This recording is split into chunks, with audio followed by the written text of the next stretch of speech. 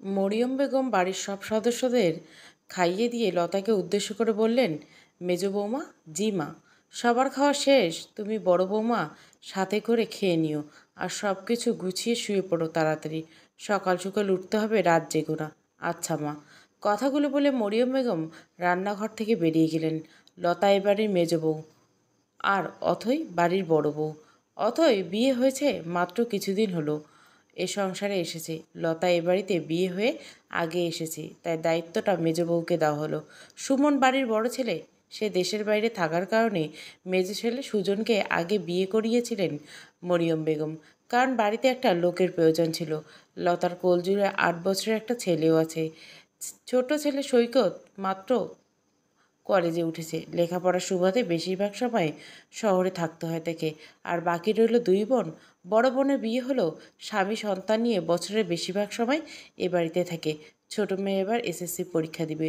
বড় ছেলে আর মেজ ছেলের সংসারে হাল ধরায় রহমান সাহেব সমস্ত কাজকর্ম থেকে অব্যাহত নিয়েছেন। টুকটাক গ্রামের সালিশি আর ময়মুরব্বীদের নিয়ে তার সময় কাটে। সংসারের সব কাজ শেষ করে লতার অথই রাতের খাবার খেতে বসেছে। দুজন 2 প্লেট ভাত নিয়ে তরকারির বাটিগুলোর ঢাকনা খুলল লতা। তরকারি বলতে একটা বাটিতে সামান্য কিছু লাল শাক ভাজি, আর একটা বাটিতে 3-4 পিস আলু আর 1 পিস মাছের পেটির অর্ধেক রাখা আছে, আর একটা পাতিলে কিছুটা ডাল। লতা কিছুটা লাল শাক আর 2 পিস আলুসহ মাছের টুকরোটা অথইয়ের প্লেটে তুলে দিতে দিতে বলল, আপা, ওই যে ওই পাতিলে ডাল আছে, তুলে নিও। আচ্ছা আপা, কিন্তু মাছের টুকরোটা আপনি আমার পাতে কেন দিলেন? আপনি বড়, আপনাকে রেখে আমি খাই কী করে? বড় আপা, তুমি বাড়িতে নতুন বউ। তাছাড়া আমি এ বাড়িতে আগে আসলেও আমি এ বাড়ির মেজ বউ। তুমি বড়, তোমাকে রেখে আমি খাই কী করে বলো তো? আর তাছাড়া আমার ছেলেটা তো খেয়েছে, ও খেলে আমার খাওয়া হয়ে যায়। তোমার তো বাচ্চা কাচ্চা নেই। আবার তুমি যদিও না খাও, তাহলে তো পুরো ভাগটাই তো হারিয়ে গেল। আপা আর কথা বলেন না তো, খেয়ে নাও। অনেক রাত হয়ে গেছে, ঘুমাতে হবে, কাল সকাল সকাল আবার উঠতে হবে। আপা, আমি বাড়ির বড় বউ হলেও আপনি এ বাড়ি আগে এসেছেন।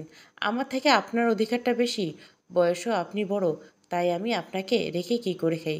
অর্ধেক টুকরো মাছ নিয়ে লতা আর অথইয়ের একে অপরের সাথে কিছুক্ষণ ঠেলাঠেলি এক পর্যায়ে এসে সিদ্ধান্ত হলো, ওই অর্ধেক টুকরো মাছের মধ্যে অর্ধেক করে ভেঙে দুজন খাবে। লতা মাছের টুকরোটা ভাঙতে যাবে, এমন সময় সুমন রান্নাঘরের দরজা থেকে দাঁড়িয়ে বলল, থাম্মো মেজবউ, মাছ ভাঙবে না। সুমনের আচমকা কথাতে দুজনে চমকে উঠে সুমনের দিকে তাকালো। লতা আর অতই একে অপরের দিকে চাওয়াচাওয়ি করে লতা বলল, কেন ভাইয়া? সুমন এগিয়ে এসে বলল, তরকারির বাটিটা আমার হাতে দাও। তরকারির বাটিটা দিয়ে কী করবেন আপনি? আমি দিতে বলছি দাও, এত প্রশ্ন কেন করছো? সুমন অনেক রাগী আর বদমেজাজি, তাই বাড়ির সবাই তাকে অনেক ভয় পায়। লতাও এর বাইরে না। লতা ভয়ে কাঁপতে কাঁপতে কিছু সময় বলতে যাবে, এমন সময় সুমন লতাকে থামিয়ে দিয়ে নিজেই তরকারি বাটি দুটো হাতে তুলে নিল, আর সাথে ওদের প্লেটে থাকা তরকারিটুকু তুলে নিল 2 বাটিতে। এবার বাটি দুটো হাতে নিয়ে রান্নাঘর থেকে বেরিয়ে গেলেন সুমন।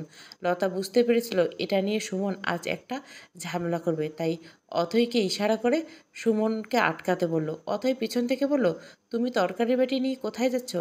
কোথায় যাচ্ছি সেটা কি তোমার কাছে এখন কৈফিয়ত দিতে হবে? না, আমি সেটা বলিনি। এত রাতে কোনো ঝামেলা করো না, সবার খাওয়া তো শেষ, আমরা দুজনে আছি, এগুলো নিয়ে আমাদের দুজনের খাওয়া হয়ে যাবে, তরকারিগুলো আমাকে দাও। কথাগুলো বলে সুমনের দিকে এগিয়ে যেতে সুমন জোর করে ওখান থেকে রহমান সাহেবের রুমের দিকে এগিয়ে গেল। লতা এবং অথই দুজনে মুখ দেখিয়ে গেছে, হয়তোবা তাদের শাশুড়ির ধারণা করবে 2 বউ মিলে সুমনের কাছে নালিশ করছে তাদের খাওয়া নিয়ে। ওরা দুজনে এগিয়ে গেল শ্বশুরের রুমের দিকে। সুমন রহমান সাহেবের রুমের সামনে দাঁড়িয়ে বলল, আব্বা রুমে আছেন? হ্যাঁ আছি বাবা, আয় ভেতরে আয়। সুমন রুমে রেখে খাটের পাশে রাখা টেবিলে তরকারির বাটি দুটো রাখতে রাখতে বলল, ও, মাও আছে দেখছি। কিরে সুমন, হঠাৎ তরকারি বাটি নিয়ে এলি এখানে কেন? মা, এ বাড়িতে আমরা খাওয়া দাওয়ার শেষ করার পর কয়জন লোক খেতে বাকি ছিল? লতা আর অথই বাকি ছিল শুধু। লতা আর অথই এ বাড়ি কে মা? এ আবার কেমন প্রশ্ন? তরকারি বাটিতে একটু রহমান সাহেবের দিকে এগিয়ে দিয়ে বলল, আব্বা, এখানে যা তরকারি আছে তা দিয়ে কি 2 মানুষের ভাত খাওয়া হবে? আপনি আপনার দিক থেকে বিবেচনা করলে বলবেন। হওয়ার তো কথা না, কী হয়েছে খুলে বলতো? মরিয়ম বেগম এতক্ষণ চুপ থাকলে এবার মুখ খুলেন। আমি যখন রান্নাঘর থেকে আসলাম তখন তো তোর বউ বলল না যে ওই তরকারি তাদের দুজনের খাওয়া হবে না? তাহলে তোকে ডেকে কেন বিচার দিল? মা, না জেনে শুনে কারো সম্পর্কে কিছু বলা ঠিক না। আমি কি তোমাকে একবারও বলেছি যে আমার বউ আমাকে বিচার দিয়েছে? যদি না হয় তাহলে হাড়ির খবর তুই কি করে জানলি? সুমন তার মায়ের সাথে আর তর্কে জড়াতে না, তাই রহমান সাহেবের দিকে মনোনিবেশ করলো। কী হলো আব্বা, কিছু বলেন? কী হয়েছে আমাকে একটু খুলে বলবি? আব্বা, আমার পানি খাওয়ার দরকার ছিল, তাই আমি পানি খাওয়ার জন্য রান্নাঘরের দিকে তাকছিলাম। রান্নাঘরের দরজায় দাঁড়িয়ে দেখলাম এই অর্ধেক পিস মাছের টুকরো নিয়ে লতা আর অথই ঠেলাঠেলি করছে যে কে কাকে রেখে খাবে। শেষ পর্যন্ত সিদ্ধান্ত নিল এইটুকু মাছ দুজনে ভাগ করে খাবে। মাছ যতটুকুই হোক না কেন, এই শাকভাজি আর এই তরকারিটুকু দিয়ে কি একটা পরিপূর্ণ মানুষের ভাত খাওয়া হবে আব্বা? যেখানে তারা দুজন, তাহলে কিভাবে দুজন মানুষ ভাত খাবে হবে আব্বা? আমাকে একটু বোঝান তো। মরিয়ম, তুমি এমনটা কেন করলে? সত্যি তো যেটুকু তরকারি তুমি রেখেছো তাতে তো একজনের ঠিকঠাক মতো খাওয়া হবে না, সেখানে দুজন মানুষের কিভাবে খাওয়া হবে? ডাল রান্না তো আছে, তারা তো ডাল দিয়ে খেয়ে নিতে পারতো। এগুলো পুরুষ মানুষের কানে দেওয়ার কি আছে? আর মেয়ে মানুষের এত বাজ বিচার করা ঠিক না। যা আছে তাই দিয়ে খেয়ে নিতে হয়। সুমন বলল, আমি যে এতক্ষণ কথাগুলো বললাম তার মধ্যে কি কোথাও বলা ছিল যে লতার অথই আমাকে এসে জানিয়েছে? তোকে কি বললেই তুই এখন স্বীকার করবি? মা, তুমি খুব ভালো করে জানো আমি কোন ধরনের ছেলে। আর কি বলবে তুমি? মেয়ে মানুষ এত বাদ বিচার করতে নেই। আমি যতদূর জানি তোমার দুই মেয়ে, এক মেয়েও কিন্তু ডাল খায় না। এ বাড়িতে কি শুধুমাত্র ওরাই দুইজন মেয়ে আছে? তুমিও তো আছো, তোমার দুই মেয়েও তো আছে। যদি এমন নিয়মে হয় যে বাড়ির পুরুষরা আগে খেয়ে যাবে তারপর মেয়েরা খাবে, তাহলে তুমি আর তোমাদের মেয়েদের খাওয়া হলো আগে কি করে? তুমি কি পারতে না তোমার এই ৫টা মানুষ একসাথে বসে খেতে? কম বেশি যেটাই থাকুক মিলেমিশে ভাগ করে খেতে পারতো। কিন্তু সেটা করে তোমরা সবাই খেয়ে তাদের জন্য তলানিগুলো রেখে দিয়েছো, কারণ তারা দুজন এবারই বউ, মেয়ে না, তাই তো? তুই কি তোর বউয়ের হয়ে ওকালতি করতে এসেছিস এখানে? মা, এবার কিন্তু তুমি একটু বেশিই বলে ফেলেছ। আমি এখানে কারো ওকালতি করতে আসিনি। আমি শুধু জানাতে এসেছি এই কাজটা তোমাদের সাথে হলে কেমন লাগতো। লতা আর অথই দুজনে দরজার বাইরে দাঁড়িয়ে আছে। অথই বুঝতে পারছে বিষয়টা যদি বাড়তে থাকে তাহলে এর ইফেক্ট তাদের দুই বউয়ের উপর এসে পড়বে।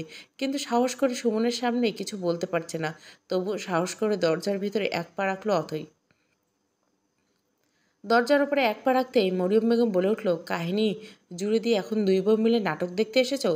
মা, আপনি আমাদের ভুল বুঝছেন। আমি বা মেজো আপা কেউ কোনো কথা বলিনি ওনাকে। আমার চুল বয়সে পেকেছে, হাওয়ায় পাকেনি বড় বউ। যেভাবে আমাকে বোঝাবে আর আমি সেভাবে বুঝে যাব। যদি সেটা ভেবে থাকো তাহলে ভুল ভাবছো। মা, আপনি না বুঝলে আমার ক্ষমতা নেই আপনাকে বোঝানোর। আর আপনাকে বোঝাতে যাওয়ার দুঃসাহস আমি কখনোই দেখাবো না। অথই মরিয়ম বেগমকে কথাগুলো বলতে বলতে তরকারি বাটির দিকে হাত বাড়ালো। সুমন অথইকে থামিয়ে দিয়ে বলল, অথই, এগুলো ওখানেই রাখো। তুমি আর লতা দুজনে রান্নাঘরে যাও, আমি আসছি। তোমার কাছে অনুরোধ করছি তুমি এই বিষয় নিয়ে আর বাড়াবাড়ি করো না। আর রাতে মানুষ কতটুকুই বা খায়, যা আছে আমাদের দুজন হয়ে আছে যাবে। তোমাকে আমি এখান থেকে যেতে বলছি। রহমান সাহেব বললেন, বড় বৌমা তুমি যাও, আমি দেখছি। অথই আর কোনো কথা না বলে রুম থেকে বেরিয়ে গেল। লতা অথয়কে নিয়ে রান্না রুমের দিকে চলে গেল। মরিয়মের দিকে তাকিয়ে রহমান সাহেব বললেন, মরিয়ম, তুমি কাজটা একদম ঠিক করনি। তোমার বোঝা উচিত ছিল যে তারা এবারে বউ। তুমি কি এখন আমাকে এটা বোঝাতে আসবে নাকি আমি বাড়ির বউদের দেখতে পারি না, খেতে দেই না, এগুলো বলতে চাইছো নাকি? আমি তোমাকে কিছুই বলতে চাই না। আর তুমি কি করছো না করছো সেটা তুমি তোমার বিবেক দিয়ে বিবেচনা করো, দেখো, তাহলেই বুঝতে পারবে। রহমান সাহেব সুমনের দিকে তাকিয়ে বলে, সুমন বাবা, এটা নিয়ে আর বাড়াবাড়ি করিস না, যা গিয়ে শুয়ে পড়। বাড়াবাড়ি না বাবা, আমিও কোনো কালে অন্যায় সহ্য করতে পারি না। আমার মনে হয়েছিল এটা আপনাকে জানানো দরকার, তাই জানালাম। মরিয়ম ফোঁসফোঁস করতে করতে বলল, আমার কাছে যেটা ভালো মনে হয়েছে আমি সেটাই করছি। আর তারা বিয়ে করে আসার সময় বাবার বাড়ি থেকে এমন কোনো অঢেল সম্পত্তি নিয়ে আসেনি এত বাদ-বিচার করে তাদের সাথে চলতে হবে। মা, তুমি এ আবার কেমন কথা বললে? ভুল কিছু বলছি কি? আর মেজ বউ তো এই বাড়ির ৯ বছর হলো এসেছে। কই, সুজন তো কোনোদিন এই বিষয় নিয়ে মাথা ঘামায়নি কোনোদিন। আর তুই বিয়ে করতে মাসও করেনি, তাতে এত বিচার সালিস? সুজন কী করলো না করলো সেটা তো আমার বিষয় না। আমি দেশে ছিলাম না, তাই আমি জানি না যে এই সংসারে কী হয়েছে। আর শুধু আমার বউ এখানে, যদি লতা একা থাকতো তাও আমি এটাই করতাম। আর তুমি কি বলে, ওরা বিয়ে হয়ে আসার সময় অঢেল সম্পত্তি আনেনি দেখে ঠিকমতো খাবারটাও পাবে না, তাই তো? সুমন তার মাকে কথাগুলো বলে রহমান সাহেবের দিকে তাকিয়ে বলে, আব্বা, মা, এ বাড়িতে বিয়ে হয়ে আসার সময় কত বিঘে সম্পত্তি এনেছিল সেটা তোর মাকেই জিজ্ঞাসা কর। সুমন মায়ের দিকে তাকাতে মরিয়ম মাথা নিচু করে ফেলল। সুমন মায়ের দিকে তাকিয়ে বলল, মা, তুমি যেভাবে এই বাড়িতে এসেছো, ওরা দুজন এইভাবে ঠিক সেইভাবে এসেছে। তুমি যেমন বাবা মা আত্মীয় স্বজন সবাইকে ছেড়ে আব্বার হাত ধরে এই বাড়িতে এসেছো, ওরা ঠিক তেমন ওদের কাছের মানুষগুলোকে ছেড়ে এই বাড়িতে এসেছে। বানের পানিতে ভেসে আসা কোনো খড়কুটো না ওরা। তাদের আমরা দু ভাই বিয়ে করে সসম্মানে এই বাড়িতে নিয়ে এসেছিলাম, তাই তারা এসেছে। তাই তোমার কাছে আমার অনুরোধ করব, অসম্মান করে কষ্ট দিও না ওদের। তুমি তোমার শাশুড়ির কাছ থেকে সম্মান, ভালোবাসা, অধিকার কোনোটাও পাওনি আমি দেখছি। তাই বলে সেই প্রতিশোধ তুমি তোমার ছেলের বউদের উপর নিতে পারবে না। বরং এটা ভাবো যে, যে সম্মান, ভালোবাসা তুমি তোমার শাশুড়ির কাছ থেকে না পেয়ে কষ্ট পেয়েছো, সেই কষ্ট তুমি তোমার ছেলের বউদের পেতে দিবে না। তাহলে দেখবে সম্পর্কগুলো কত সুন্দর উঠছে। সংসার তোমার একার না মা, এই সংসার তোমার, লতার, তেমন অথৈয়েরও। কথাগুলো বলে সুমন তরকারি বাটি দুটো হাতে করে নিয়ে বেরিয়ে গেল। মরিয়ম বেগম সুমনের চলে যাওয়ার দিকে তাকিয়ে রাগে ফোঁসফোঁস করতে লাগলেন। সুমন রান্নাঘরে এসে অথৈকে ডেকে ওর হাতে দুটো এগিয়ে দিয়ে বলল, বাড়িতে ডিম আছে? হ্যাঁ আছে। দুটো ডিম নিয়ে এসো। ডিম দিয়ে কী করবে? দরকার আছে, নিয়ে আসো। লতা দুটো ডিম এনে সুমনের দিকে এগিয়ে গিয়ে বলল, এই যে ভাইয়া নেন। লতার হাত থেকে ডিম দুটো নিয়ে অথৈয়ের হাতে দিয়ে বলল, অথৈ, ডিম দুটো ভাজি করো তো। ডিম কেন ভাজি করবো? আমি বলছি তাই ভাজবে, কথা বাড়িও না। অথৈ ডিম দুটো নিয়ে ভাজতে শুরু করলো। যতক্ষণ ডিম ভাজা না হলো ততক্ষণ সুমন রান্নাঘরের দরজায় ঠায় দাঁড়িয়ে রইল। ডিম ভাজা শেষে সুমন লতাকে ডেকে বলল, লতা, জি ভাইয়া। ডিম ভাজি দিয়ে দুজন ভাত খেয়ে যে যার মতো করে গুছিয়ে শুয়ে পড়বে। লতা আর অতই অবাক হয়ে একে অপরের দিকে তাকালো। সুমন তার রুমে চলে গেল। এরপর লতা আর অতই দুজনে কিছুক্ষণ চুপচাপ থেকে খেতে শুরু করলো। খেতে খেতে লতা বলল, বড় আপা, আপনি কপাল করে ভাইয়ার মতো একটা স্বামী পেয়েছেন। আমি খেয়ে থাকলাম কি না খেয়ে থাকলাম তা কোনোদিন আপনার দেবর চোখে পড়েনি। কোনোদিন জিজ্ঞাসা করেনি যে আমি খেয়েছি কিনা। এমন কত দিন রাত গেছে যে আধপাটা খেয়ে থেকেছি, কেউ কখনো জানতেই চায়নি আমি খেয়েছি কিনা, তাতে আমার পেট ভরেছে কিনা। কিন্তু কোনো জিনিসের কোনো অভাব নেই, অভাব শুধু মানসিকতার। অথয় তাকিয়ে দেখলো লতার প্লেটের উপর চোখের পানি টপটপ করে পড়ছে। লতাকে কি বলে সান্ত্বনা দিবে তা অথইয়ের জানা নেই। তবু অথই বলল, এগুলো ভেবে কষ্ট পাইয়েন না আপা। দিন সবসময় একরকম থাকে না।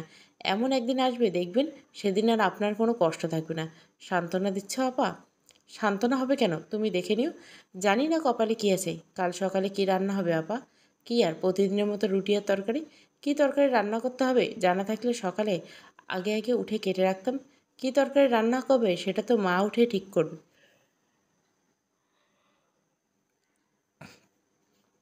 ও আচ্ছা। দুজনে খাওয়া দাওয়া শেষ করে প্লেটে বাসন মেজে পরিষ্কার করে রেখে শুতে গেল দুজনেই। রুমে এসে অথই দেখলো সুমন ঘুমিয়ে পড়ছে। তাই কোনো সারা শব্দ না করে চুপচাপ একপাশে শুয়ে পড়ল। হঠাৎ সুমন বলে উঠল, কাজ শেষ হলো? তুমি ঘুমাওনি? না। হ্যাঁ, কাজ শেষ হলো। আমি ভেবেছিলাম তুমি ঘুমিয়ে গেছো। না, ঘুমাইনি। চেষ্টা করছি অনেকক্ষণ ধরে, কিন্তু ঘুম আসতেছে না। শরীর খারাপ লাগছে? না, মন খারাপ লাগছে। নিজেকে অনেক বড় অপরাধী মনে হচ্ছে। আমার জানা মতে তো তুমি কোনো অপরাধ করনি, তাহলে হঠাৎ অপরাধী মনে হচ্ছে কেন? এই যে প্রতিদিন তোমাদের সাথে এমন অন্যায় কাজ হয় যা আমি কখনোই বুঝতে পারিনি, আবার কখনো সেভাবে খোঁজও নিইনি। কী খাচ্ছ না খাচ্ছ কখনো খেয়াল করিনি। কিন্তু আমার মা কখনো এমন কাজ করতে পারে তা আমি কখনো কল্পনা করতে পারিনি। তুমি যা ভাবছো তেমন কিছুই হয়নি। আর তুমি মায়ের সাথে একটু বেশি বেশি করে ফেলছো। এমনটা না করলেও পারতে, মায়ের মনে শুধু কষ্ট দিলে। আমি মাকে কষ্ট দিয়ে কিছুই বলিনি, যেটা সত্যি আমি সেটাই বলছি। মা ভুল করলে সেই ভুলটা ধরিয়ে দেওয়া আমার কর্তব্য, কারণ আমি মায়ের বড় ছেলে। আমি জেনে বুঝে মাকে অন্যায় কাজ করতে দিতে পারি না। সে ঠিক আছে, কিন্তু মা তো কষ্ট পেয়েছে। মা নিজের ভুলেরগুলো ধরতে পারে তাহলে কষ্ট পাবে না? আর যদি মনে করে তিনি হেরে গেছেন, তাহলে এর জন্য মা ভবিষ্যতে আরও বেশি কষ্ট পাবেন। আচ্ছা, যা হবার হয়ে গেছে, অনেক রাত হলো, ঘুমাও। অথই পাশ ফিরে শুয়ে ঘুমানোর চেষ্টা করছে। এদিকে লতা ঘরে ঢুকতেই সুজন জিজ্ঞাসা করলো, কী হয়েছে বাড়িতে? কই, কী হয়েছে? কিছু হয়নি তো। আমি সবটা শুনছি, আমার কাছে লুকিয়ে লাভ নেই। সবটা যখন শুনেছো তাহলে জিজ্ঞাসা করছো কেন? ভাইয়া একটু বেশি বাড়াবাড়ি করছে। মাত্র বিয়ে করে কয়দিন হলো আর এখন বউয়ের হয়ে ওকালতি শুরু করে দিয়েছে মায়ের সাথে। ভাইয়া শুধু একা আপার জন্য লড়েনি, সেখানে আমিও ছিলাম। যা তুমি কোনোদিন করতে পারো না, আজ ভাইয়া পেরেছে, তার জন্য তোমার লজ্জা হওয়া উচিত। আমি মানুষের মতো এত ন্যাকামো করার মধ্যে নাই। আর এই মেয়ে মানুষের খাওয়া দাওয়া এসব নিয়ে আমার কোনো মাথা ব্যথাও নেই। মাথা থাকলে ঠিক ব্যথা থাকতো। যার মাথা নেই তার আবার কিসের ব্যথা? সুজনকে আর কিছু বলার সুযোগ না দিয়ে দ্রুত পায়ে বিছানায় গিয়ে শুয়ে পড়ল। ঘুম আসুক আর না আসুক, অভিনয় করতে তো আর দোষ নেই। সকালবেলা অথই দরজা খুলতে তার শাশুড়ি উঠোনে বসেছে। চারিদিকে তাকিয়ে বুঝতে পারল লতা এখনও ঘুম থেকে ওঠেনি। উঠলে নিশ্চয় এখনও ঘরেই থাকতো না। ভয়ে ভয়ে ধীর পায়ে মরিয়ম বেগমের দিকে এগিয়ে গেল অথই। ওনার সামনে দাঁড়িয়ে বলল, মা, আজকে কি রান্না হবে যদি বলে দিতেন। মরিয়ম বেগম গম্ভীর কণ্ঠে বললেন, রুটি আর তরকারি করো। কি তরকারি হবে মা? ঘরে যা আছে তাই দিয়ে একটা সবজি রান্না করো। আগে রুটি বানাও, তারপর সবজি রান্না করো। অথই ভয়ে ভয়ে লতার ঘরের দরজার দিকে তাকালো, লতা উঠছে কি না দেখতে। কারণ অথই রুটি বানাতে পারে না। রুটি শেখা যেমন তেমন হয়, কিন্তু বানাতে গেলে হয়ে যায় ব্যাকা। সাহস করে শাশুড়িকে বলেই ফেলল, মা, আমি তো রুটি ভালো করে বানাতে পারি না। ততক্ষণে আমি তরকারিটা রান্না করি, মেজো আপা উঠলে উনি রুটি বানিয়ে দিলে আমি শিখে নিতাম। আজও ঠিকঠাক মতো রুটি বানাতে পারো না? তাহলে বাপের বাড়িতে এত বছর শিখলে কি? অথই আর কিছু না বলে সেখান থেকে চলে গেল। ও ভালোভাবে বুঝতে পারলো কাল রাতের রাগ আজ উনি আমার উপর দিয়ে তুলছেন। গ্রামের বাড়ি, তাই উঠোনে মাটির চুলোতে রান্না করতে হয়। অথই রান্নার জন্য সব কিছু গোছাতে গোছাতে লতা উঠে পড়েছে। লতা এসে অর্থহীকে উদ্দেশ্য করে বলল, রাতে ছেলেটার শরীর খারাপ করছিল, তাই খুব জ্বালিয়েছে, ঘুম হয়নি তেমন, তাই উঠতে দেরি হয়ে গেল। আপা, তুমি তরকারিগুলো কেটে ফেলো, আমি ততক্ষণে রুটি বানিয়ে নিই। আচ্ছা আপা। মরিয়ম বেগম যেন ওত পেতেছিল ওদের কথার জবাব দেওয়ার জন্য। তুমি তো আর সারা জীবন তাকে রুটি বানিয়ে খাওয়াবে না, তারও তো শেখা দরকার আছে নাকি? আস্তে আস্তে সব শিখে নিবে মা। আমি তো পারতাম না, এখন সবই পারি। আপাও একসময় সব শিখে নেবে। বানাতে বসলেই তবেই তো শিখবে। হাত পা গুটিয়ে নিয়ে বসে থাকলে তো কোনো কালেই শিখতে পারবে না। বারান্দায় বসে বসে সব কথা শুনছিলেন রহমান সাহেব। এবার তিনি নেমে এসে চুলের পরে একটা টুল নিয়ে বসে বললেন, বড় বৌমা, জি আব্বা, রুটি বানাতে কী কী লাগবে জোগাড় করে নিয়ে এসে তো। আজ রুটি তুমি বানাবে, আমি চুলোয় খড়ি ঠেলে দেব, আর তুমি রুটি বানাবে, এসো তো। আর রুটি যেমনই হোক না কেন তেমনই সবাই খাবে, কোনো টু শব্দ কেউ করতে পারবে না। যে মুখ খুলবে আজ তার সাথে আমার বোঝাপড়া হবে। মরিয়ম বেগম রাগে গজগজ করতে করতে চলে গেলেন সেখান থেকে।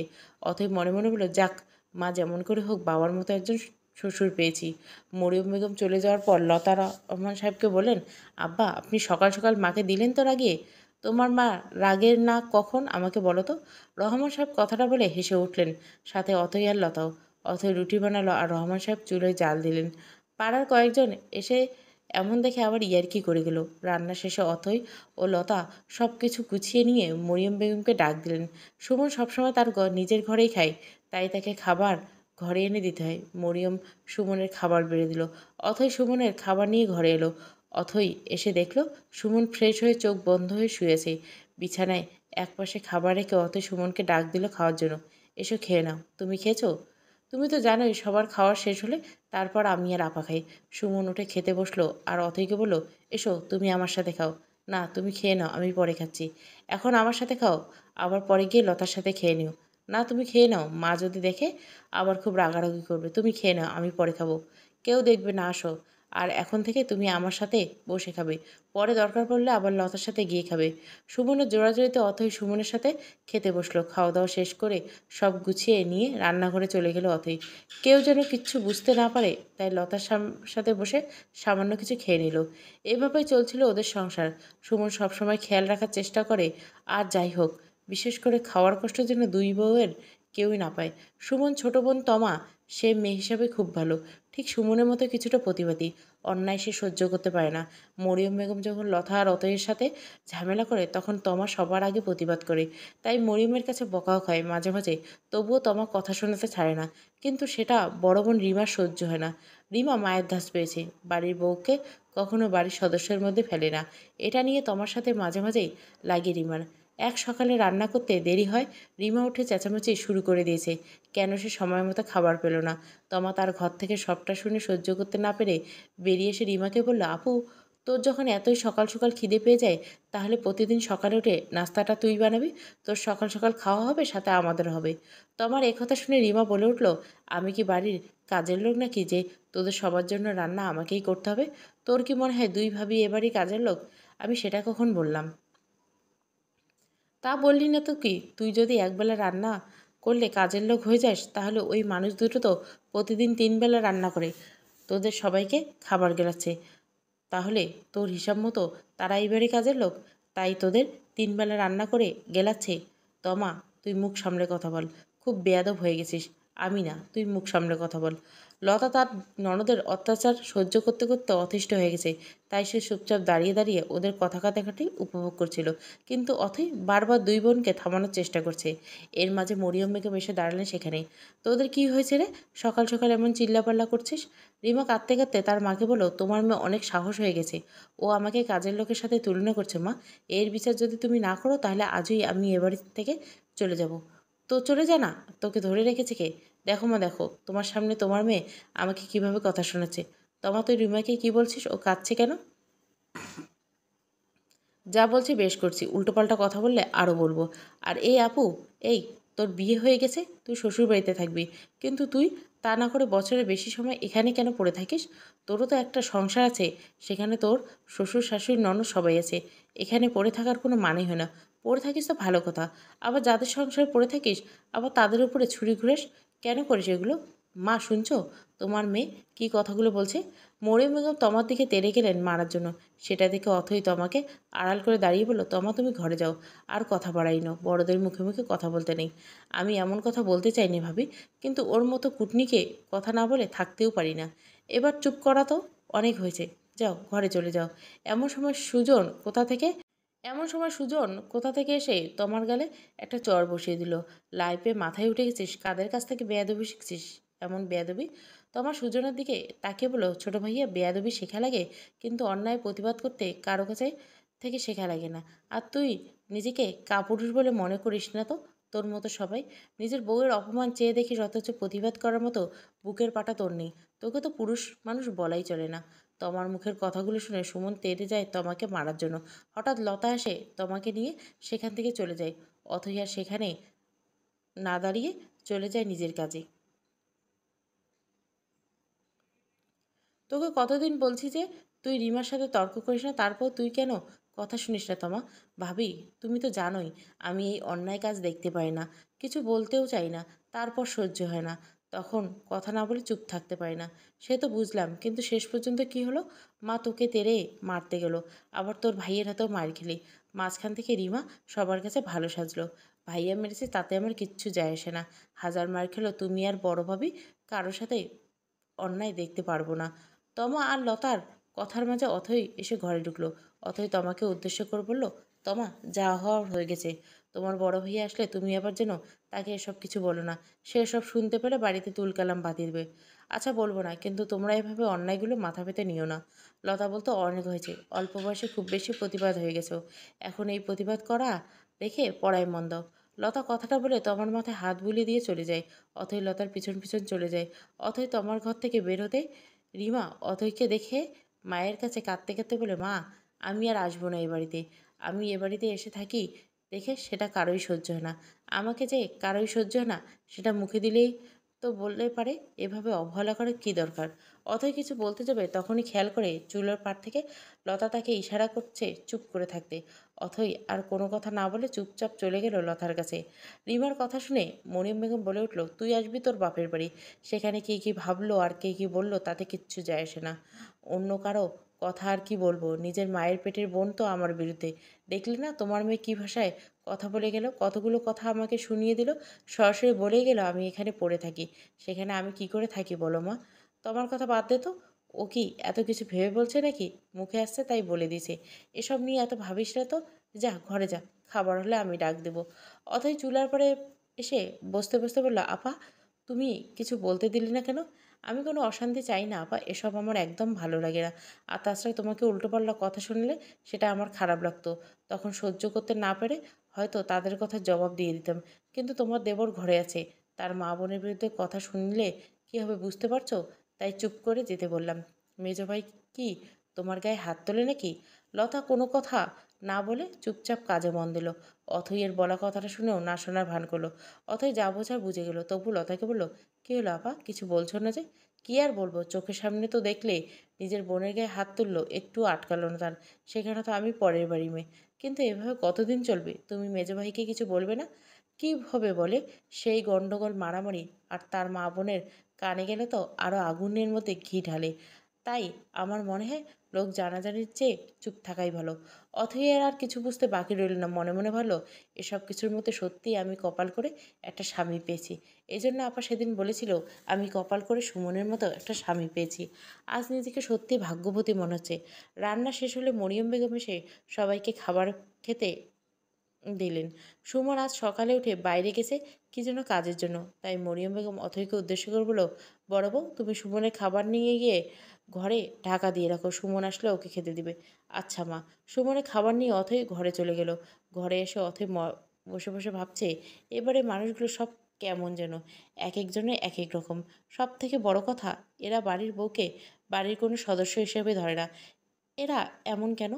আমরাও তো দুটো ভাইয়ের বউ আছে, কিন্তু মাকে তো কখনো এমন করতে দেখিনি। আমাদের বাড়িতে সবার যেমন অধিকার, বাড়ির বউদেরও ঠিক তেমনটাই অধিকার। কারো উপর কোনো বাধ্যতামূলক নিয়ম নেই। অথচ এই বাড়িতে পুরুষদের জন্য এক নিয়ম, বাড়ির মেয়েদের জন্য এক নিয়ম, বাড়ির বউদের জন্য আর এক নিয়ম। এ কেমন নিয়ম এখানে? এদের বেড়াজালে আমার দম বন্ধ হয়ে আসে মাঝে মাঝে। কিন্তু সুমন পাশে আছে বলে তবু মাঝে দম ছেড়ে বাঁচতে পারি।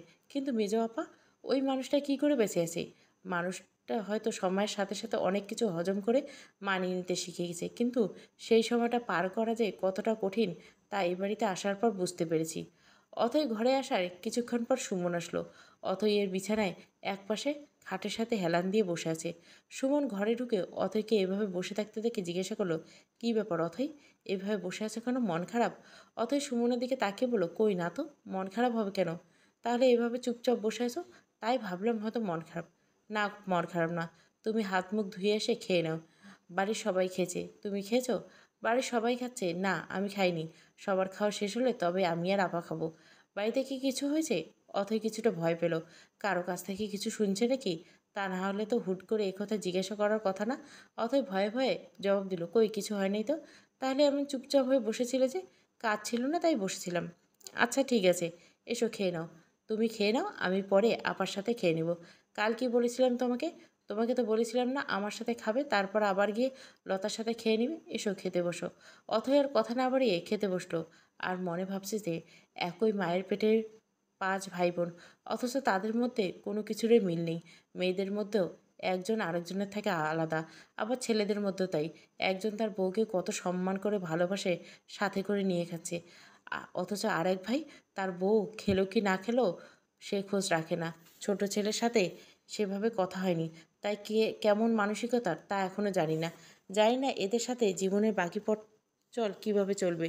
যদি সুমন এভাবে আমার পাশে থাকে, তাহলে হয়তো সব বাধা বিপত্তি পার করে ওর হাত ধরে সারাটা জীবন চলতে পারবো। তা না হলে যে কী হবে ভাবতেও পারি না। সুমনের দিকে তাকিয়ে অথই মনে মনে বলল, তুমি এভাবে আমার পাশে থেকো সব সময়। অথই আর লতা দুই যা মিলে দুপুরের জন্য রান্না করছে। লতা বসে রান্না করছে আর অথই হাতে হাতে এগিয়ে দিচ্ছে, টুকটাক গল্পের মাঝে হাসি ঠাট্টা করছে। এমন সময় মরিয়ম বেগম রান্নাঘরে ঢুকে বলেন, মেজবউ, রান্না কত্তুর? এই তো মা, প্রায় হয়ে এলো। আপনি গোসল সেরে আস্তে আস্তে আমার হয়ে যাবে। আচ্ছা আমি গোসলে যাচ্ছি, তাড়াতাড়ি হাত চালাও, সবার খিদে লেগেছে। আচ্ছা মা, আপনি আসার আগে আমার হয়ে যাবে। আর শোনো, এখানে দুই বউ আছো, এখনই বলে দিই। কি বলবো বলুন মা, বলুন। সামনে রোজা আসছে, তাই নতুন করে বলার কিছু নেই। তোমরা তো জানানোর, তোমাদের বাড়িতে জানিয়ে দিও। অথই অনেকটা অবাক হয়ে মরিয়ম বেগমের দিকে তাকালেন। অথই বুঝতে পারলো না বাড়িতে কি জানানোর কথা বলল তার শাশুড়ি। লতার মুখের দিকে তাকিয়ে দেখলো লতার মুখটা শুকিয়ে গেছে, মাথা নিচু করে ফেলছে মেয়েটা। অথই কিছু একটা বলতে চাইলে লতা তার হাত চেপে ধরে ইশারা করলো কিছু না বলার জন্য। অথইকে কিছু না বলার জন্য বললেও অথই চুপ করে থাকলো না। লতা বিষয়টি জানালেও অথই জানে না, কারণ এ বাড়িতে নতুন। তাই অথই মরিয়ম বেগমকে জিজ্ঞাসা করলো, আমাদের বাড়িতে বলতে কি আপনার বাবার বাড়িতে বুঝালেন মা? হ্যাঁ, কিন্তু কি জানানোর কথা বললেন? আমি তো নতুন, কি জানাতে হবে সেটা যদি আমি জানি না। যদি পরিষ্কার করে বলতেন তাহলে ভালো হতো। সামনে রোজা, রোজার মাসে ইফতারি পাঠানো আমাদের এলাকার রেওয়াজ, সেটাই তোমার বাবাকে বলবে। আচ্ছা বলবো মা। মরিয়ম বেগম চলে গেল। অথই লতার দিকে তাকিয়ে বলল, আপা, সত্যি কি এটা এলাকার রেওয়াজ? দেয় কেউ কেউ, সবাই দেয় না এমন না। যার বাবার অনেক আছে তারা খুশি হয়ে হয়তো দেয়, কেউ কেউ দেয়, সেটা ঠিক আছে। অনেকে দেখা যায় খুশি হয়ে হয়তো মেয়ের বাড়িতেই পাঠায়। কিন্তু মা যেভাবে বলে গেলেন সেটা শুনে মনে হলো বাধ্যতামূলক নিয়ম। এমন অনেক পরিবার আছে যারা 3 বেলা ঠিকমতো খাবার জোটে না। তারা কিভাবে তাদের মেয়ের বাড়ি পণ্য সামগ্রী পাঠাবে? এই বাড়িতে অনেকটা বাধ্যতামূলক। কিভাবে পাঠাবে সেটা দেখার বিষয় এদের না। পাঠাতে হবে এটাই মূল কথা। কই আমাদের বাড়িতে তো এমন কোনো নিয়ম নেই। তাহলে এখানে কেন? জানি না। কথাগুলো বলতে বলতে গিয়ে লতার দু চোখ ভিজে গেছে। সেটা অথইয়ের চোখ এড়াল না। অথই লতার কাঁধে হাত রেখে বলল, কি হয়েছে আপা? তুমি কাঁদছো কেন? কই কাঁদছি? আগুনের ধোঁয়া লেগেছে তাই চোখ থেকে পানি পড়ছে। কোনটা ধোঁয়া আর কোনটা কান্নার পানি সেটা আমি বুঝি। আমি দেখছি তুমি কাঁদছো, তাহলে লুকাতে চাইছো কেন? কি হয়েছে আপা? ভাইরা যখন সব একসাথে ছিল আর বাবার শরীরে শক্তি ছিল, কষ্ট হলেও সেভাবেই হোক ইফতারি সামগ্রী পাঠিয়েছে। কিন্তু গত 2 বছর তো বাবা অসুস্থ। বাবার সমস্ত ওষুধপত্রের খরচ ভাইদের চালাতে হয়। মা কোনো রকমে চলে ফিরে বেড়াচ্ছে। তারও অনেক ওষুধ লাগে। এবার বলো ভাইদের কি করে বলবো ইফতারি সামগ্রী পাঠাতে? আবার এটা বাধ্যতামূলক কোনো নিয়ম না। তুমি মন খারাপ করো না। তোমাকে বাড়ি থেকে কিছুই আনতে হবে না। আমি বলবো আমার বাবাকে উনি দিয়ে গেলে হবে। তুমি এটা নিয়ে কষ্ট পেও না। গতবার রোজাতে বাবার বাড়ি থেকে কিছু এনে দিতে পারিনি। আবার এবার যদি আনতে না পারি তাহলে তো আর রক্ষে থাকবে না। কিচ্ছু হবে না। তুমি এসব নিয়ে মন খারাপ করো না। মাকে আমি বুঝিয়ে বলবো। গতবার মারের দাগ হয়তো এখনও খুঁজলে পাওয়া যাবে দু একটা। আমার অপরাধ ছিল আমি বাড়িতে বললেই পারিনি ইফতারি সামগ্রী পাঠানোর জন্য। অথই লতার কথাগুলো শুনে থ মেরে গেল। কি বলবে বুঝে উঠতে পারছিল না। তবু বলল, আপা তুমি এখনও এত চিন্তা করো না তো। সময় আসুক তখন সব দেখা যাবে। অথইয়ের বাবার বাড়ির অবস্থা মোটামুটি ভালো। খবর গেলে হয়তো মেয়ের সুখের জন্য সব পাঠিয়ে দেবে। তাই এসব নিয়ে অথইয়ের কোনো খারাপ লাগা নেই। তার খারাপ লাগছে লতার কথা ভাবে। লতা বেচারি কী করবে এখন? 7-5 ভাবতে ভাবতে রান্না শেষ করলো দুজনেই। রাতে খাওয়া দাওয়া শেষ করে সুমন আর অথই শুয়ে আছে। সুমন বই পড়ছে আর অথই শুয়ে আছে পাশে। অথই মনে মনে ভাবছে সুমনকে কি লতার বাবার বাড়ি থেকে ইফতারি সামগ্রী পাঠানোর কথাটা বলবো? ভয়ও লাগছে আবার লতার জন্য খারাপও লাগছে। লতা যদি তার বাবার বাড়ি থেকে কিছু আনতে না পারে তাহলে তো লতাকে উঠতে বসতে কথা শোনাবে মা। আবার এদিকে সুজনের অত্যাচার তো আছে। একবার সাহস করে বলেই ফেলি, যা হবার পরে দেখা যাবে। সুমনের দিকে পাশ ফিরে অথই বলল, তোমার কিছুটা সময় হবে? কিছু কথা ছিল তোমার সাথে। 5 মিনিট অপেক্ষা করো, এই পৃষ্ঠাটা শেষ করে তোমার কথা শুনছি। আচ্ছা। অথই আর এক পাশ ফিরে শুয়ে পড়ল। বেশ কিছু সময় হয়ে গেল অথইয়ের চোখে ঘুম ধরে গেছে। সুমন বইটা টেবিলে রাখতে রাখতে বলল, অথই ঘুমিয়ে গেলে নাকি? অথই চোখে ঘুম নিয়ে বলল, ঘুম আসছে। কিছু একটা বলবে বলেছিল, বলো এবার। কাল সকালে বলি ঘুম ধরে গেছে। আচ্ছা তাহলে ঘুমাও। কথাটা বলার পর লতার কান্না ভেজা চোখের কথা মনে পড়ে গেল। না না, সকালে হবে না, এখনই বলতে হবে। আচ্ছা শোনো, আগে তুমি বলো রাগারাগি করবে না। কি এমন কথা বলবো যে হঠাৎ আমার রাগের কথা আগে তোমার মাথায় আসলো? জানি না কেন আসলো, তবে মনে হলো তুমি রাগ করতে পারো তাই বললাম। আচ্ছা রাগ করবো না, বলো। তোমার কাছে 1000-5 টাকা হবে? আসার সময় মা কিছু টাকা দিয়েছিল, তার থেকে কিছু আছে আমার কাছে, আর বাকিটা তুমি দিলেই হয়ে যেত। সুমন বেশ অবাক হয়ে অথয়ের দিকে তাকালো। অথয় টাকা কি করবে? কিছুক্ষণ অথয়ের দিকে তাকিয়ে থেকে বলল, সেটা না হয় দিলাম, কিন্তু হঠাৎ করে টাকা দিয়ে কি করবে তুমি? আজ দুপুরে মা আমাকে আর মেজো আপাকে বলেছে আমাদের বাড়িতে জানাতে, সামনে রোজা, তাই ইফতারি সামগ্রী পাঠাতে। কি বলছো এসব? মা কথা বলছে? হ্যাঁ, প্রতিবার নাকি মেজো আপার বাড়ি থেকে পাঠায়। এবার তো আমি আছি তাই আমার বাবাকে বলতে বলছে। কিন্তু আমি না হয় বাড়িতে বলবো, বাবা সব পাঠিয়ে দেবে। কিন্তু আপার বাড়ির বাবার বাড়ির অবস্থা তো তুমি জানো। তারপরে ওনার বাবা নাকি অসুস্থ, আর ওনার আর ভাবির মায়ের সমস্ত ওষুধ খরচ তার ভাইরা বহন করে। তার উপর আপা কী করে বলবে এগুলো পাঠানোর কথা? তাই খুব কান্নাকাটি করেছিল। সেই দুপুর থেকে মন খারাপ করে বেড়াচ্ছে। কই আমাকে তো কেউ কখনো জানায়নি, আর আমিও তো কখনো কিছু বুঝতে পারিনি। তুমি তো দেশের বাইরে ছিলে, তাই হয়তো নজরে আসেনি বিষয়টা। সে না হয় বুঝলাম, কিন্তু তুমি টাকা দিয়ে কি করবে? আমি চাইছিলাম ইফতারের সামগ্রী হিসাবে যা যা লাগে সবটা তুমি আর আমি মিলে কিনে বাড়িতে পাঠিয়ে দিলাম। সবাই জানলো আপার বাবার বাড়ি থেকে এসেছে। এটা কি এই সমস্যার সমাধান হলো? তাছাড়া আর কি? না হলে তো মা উঠতে বসতে আপাকে কথা শোনাবে, আর মেজো ভাই নাকি মারবে। ও বেচারি কী করবে? কি? সুজন লতাকে মারধর করে? হ্যাঁ। এভাবে নিজের টাকা দিয়ে কয়টা রোজা পার করবে তুমি? এবারের মতো তো করি, তারপর দেখা যাবে। না, এই ব্যাধির চিকিৎসা এটা না। মানে কিছুই না। এবছর না হয় তুমি মায়ের মুখ আর সুজনের মায়ের আটকালে, সারা বছর তো আর তুমি আটকাতে পারবে না। তাই এই ইফতারি সামগ্রীর রোগের চিকিৎসা অন্যভাবে করতে হবে। গোটা সমাজ থেকে দূর করা দরকার। কিন্তু সেটা তো আর আমি পারবো না।